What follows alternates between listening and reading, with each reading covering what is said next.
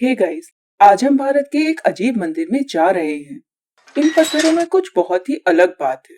इस मंदिर में एक अजीब सी ऊर्जा प्रतीत होती है और जैसे जैसे हम संरचना के केंद्र की ओर जाते हैं, ऊर्जा बढ़ती हुई प्रतीत होती है।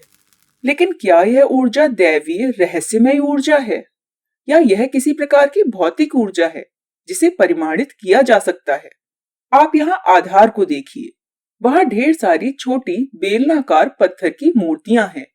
ये बहुत अजीब है। मैंने इस प्रकार की वास्तुकला नहीं देखी है। लेकिन देखते हैं क्या होता है।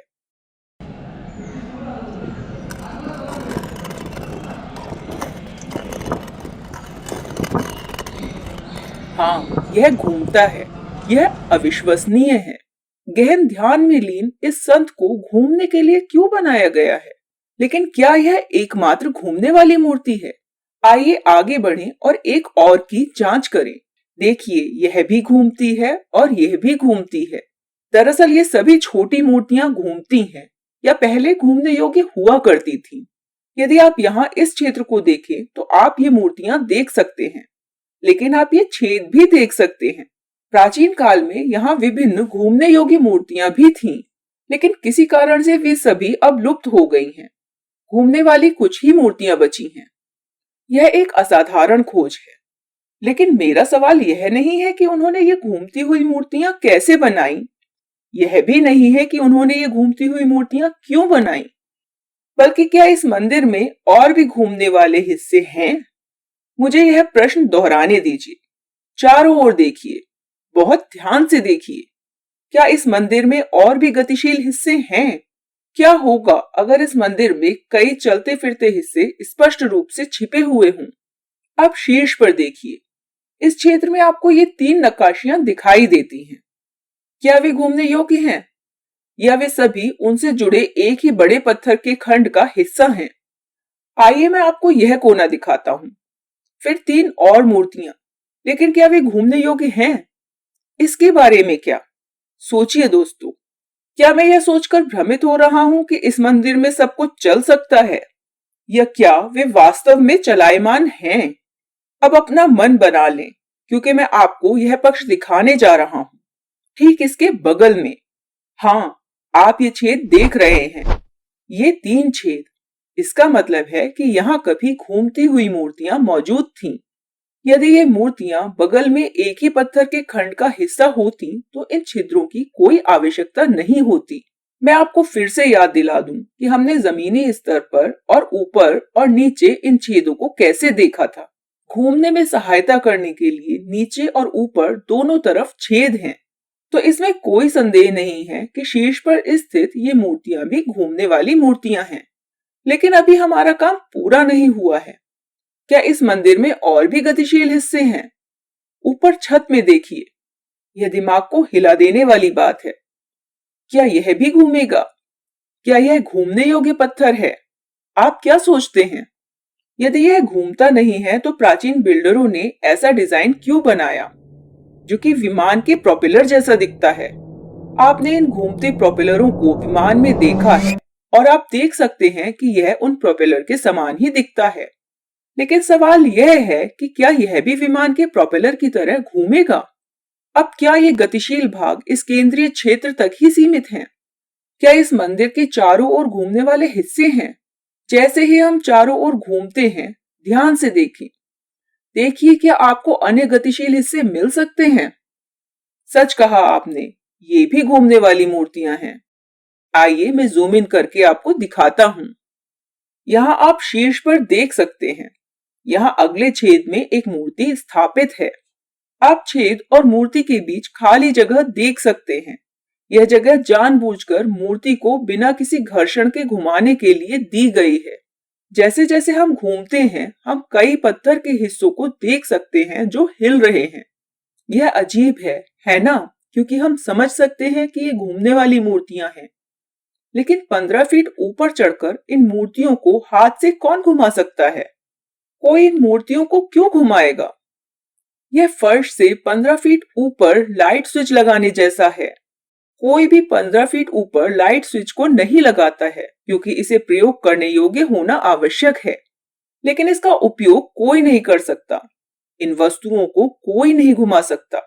इससे भी बुरी बात यह है कि मुझे लगता है कि कोई नहीं जानता कि शीर्ष पर स्थित ये मूर्तियां घूमने योग्य हैं।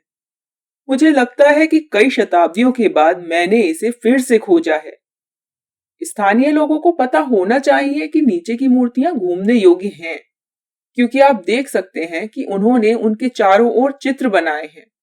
लेकिन मुझे नहीं लगता कि किसी को भी पता है कि शीर्ष पर स्थित ये मूर्तियां भी गतिशील हैं।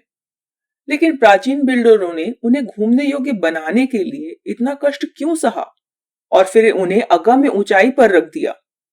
अब अगर ये सभी खंबे भी घूम सकें तो क्या होगा? रुकिए, क्या यह संभव भी है? क्या विशाल पत्थर के खंबे घूम सकते हैं? हाँ, यह बिल्कुल संभव है।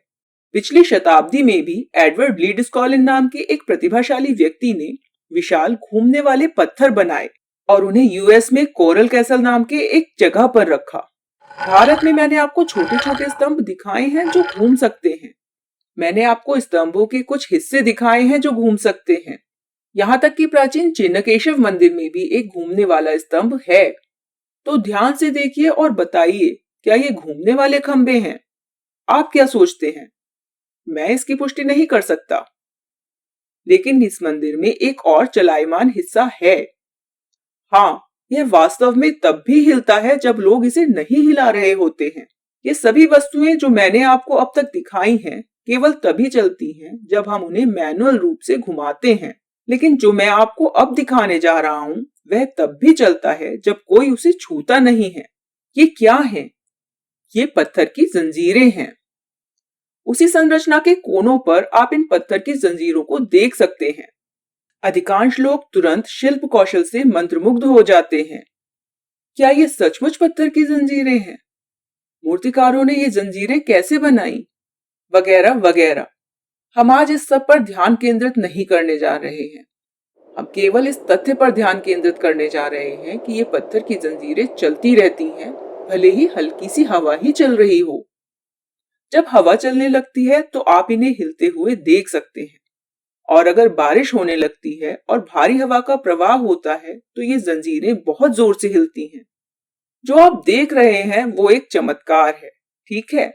आपने कभी चट्टानों को हवा के कारण हिलते नहीं देखा है ना? जब हवा चलती है तो चट्टानें और पत्थर नहीं हिलते हैं। मेरा मतलब है कि यही चट्टान की परिभाषा है। यह अचल है। लेकिन प्राचीन बिल्डरों ने इसे संभव बना दिया है और हमें इसे स्थानांतरित करने की भी आवश्यकता नहीं है। यह पवन चक्की की तरह अपने आप चलती रहती है ना? मेरा मतलब है कि हम इन पवन चक्कियों को प्रकृति से ऊर्जा बनाते हुए देख सकते हैं। वे हवा से ऊर्जा लेती हैं और इसे घुमाकर उपयोग करने योग्य बनाती हैं, है ना? क्या यह संभव है कि ये जंजीरें भी ऐसा ही करने के लिए बनाई गई हों? क्या प्राचीन निर्माता पवन ऊर्जा का उपयोग कर रहे थे? यदि आप इसे डायनामो से जोड़ दें तो यह सचमुच इससे बिजली बना सकते हैं, है ना? यह बहुत छोटी राशि होगी, लेकिन हम इस श्रृंखला में केवल एक डायनामो जोड़कर बिजली बना सकते हैं, क्योंकि तब हम इस गति को, इस गतिज ऊर्जा को जो हवा से आ रही है, विद्युत ऊर्जा में परिवर्तित कर सकते हैं। और इन घूमते पत्थरों से भी हम बिजली बना सकते हैं। याद रखिए कि साइकिल में प्रकाश बल्ब कैसे काम करते हैं। वे बैटरी द्वारा संचालित नहीं होते हैं। वे काम करते हैं क्योंकि पहिए आपके द्वारा घुमाए जा रहे हैं और डायनेमो बस उस ऊर्जा को बिजली में परिवर्तित करता है। अब क्या यह अजीब नहीं है कि इस मंदिर में इतने सारे चलते फिरते हिस्से मिले? प्राचीन बिल्डरों ने इन सभी चलते हुए भागों को लगाने और इसे एक मशीन की तरह डिजाइन करने का प्रयास क्यों किया? क्या यह मंदिर खुद को एक मशीन में बदल सकता है? इससे पहले कि हम इस वीडियो को खत्म करें, क्या आप इस मंदिर का नाम नहीं जानना चाहेंगे? इस मंदिर का नाम है वरदराजा पेरुमल मंदिर। यह कांचीपुरम शहर में स्थित है और आप इस विशिष्ट संरचना को प्रवेश द्वार पर ही देख सकते हैं। विकिपीडिया के अनुसार यह मंदिर 3री सदी में बना है, यानी 1800 साल पुराना है। मुझे नहीं लगता कि ये हिलते हुए पत्थर इतने पुराने हैं, लेकिन मुझे निश्चित रूप से लगता है कि ये कई सदियों पुराने हैं, लगभग 500 से 1000 साल पुराने। हम बस एक चमत्कार से टकरा गए हैं। यह एक जटिल, लुभावनी वस्तुकला है जिसमें बहुत सारे चलते फिरते हिस्से हैं जो दृष्टि के सामने ही छिपे हुए हैं। मुझे आशा है कि आपने प्राचीन ट्रांसफॉर्मर मंदिर का आनंद लिया होगा। मैं प्रवीण मोहन, देखने के लिए बहुत बहुत धन्यवाद। सब्सक्राइब करना ना भूलें और मैं आपसे जल्द ही बात करूंगा। बाय।